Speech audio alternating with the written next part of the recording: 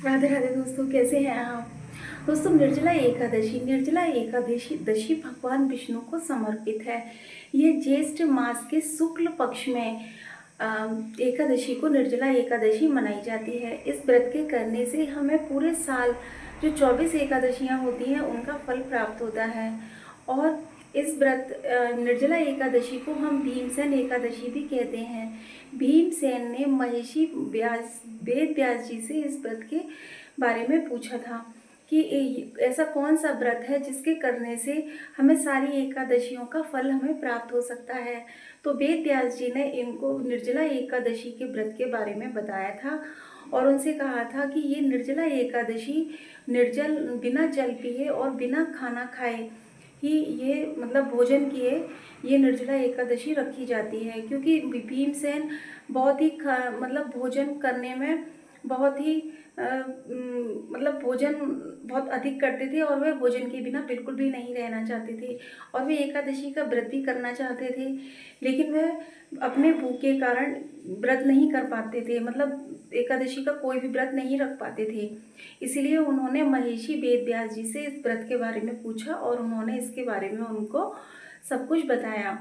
और उन्होंने कहा कि इस व्रत के करने से विष्णु भगवान की अपार कृपा बनी रहती है और यह व्रत जो है मतलब मोक्ष प्राप्त, मतलब इस व्रत को करने से बहुत से पाप नष्ट होते हैं और मोक्ष की प्राप्ति होती है। जो भी व्यक्ति निर्जला एकादशी को साल में एक बार रख लेता है, इसका मतलब उसने पूरे साल की 24 एकादशियों का व्रत कर लिया और फल प्राप्त कर लिया।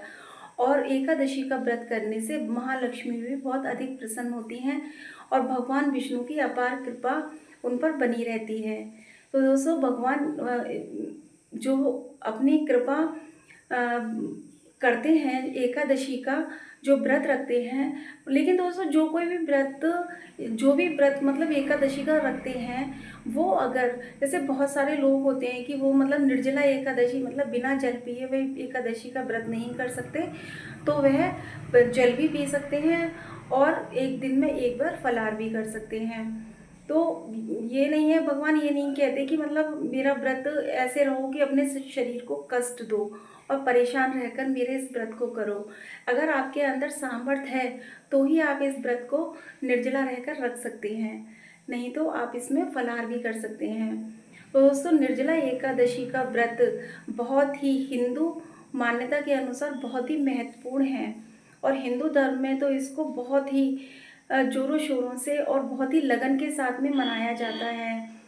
और दोस्तों, हिंदू धर्म में एकादशी सभी एकादशियों का बहुत ही महत्व है, परंतु इस एकादशी को वह बहुत ही पूर्ण समर्पण के साथ में इस एकादशी को वह लोग मनाते हैं। तो आप भी एकादशी का व्रत करिए अपनी सामर्थ्य के अनुसार। जय श्री राधे राधे।